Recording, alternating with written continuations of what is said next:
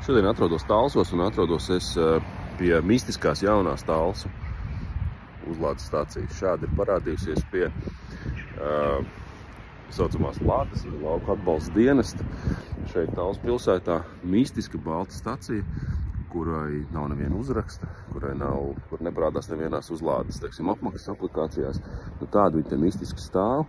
Nav saprotams, kam tā ir domāta, vai šī iestāde to ir uzstādījusi, vai kāds te ir plāns. Nu, vieta te ir laba, te ir viena no divām centrālajām Talsu ielām, kas ir cauri visai pilsētai.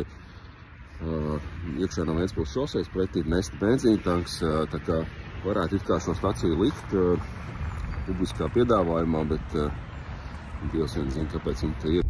Esmu jau čīkstējis, ka Talsos ir tikai vienīga uzlādes stacija, e-mobī, kas ilgu laiku bija mana privātā. Tādā ziņā, ka es vienīgais biju, kas tur ko vispār lādēja, bet pēdējā laikā jāsaka, ka tur tās pietošana ap to staciju ir, paliek arvien lielāka, un tā stacija ir biežāk aizņemta nekā brīva.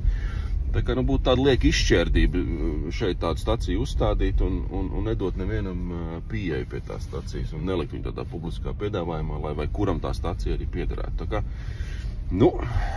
ja ziniet, kas te notiek, uzrakstiet komentārā.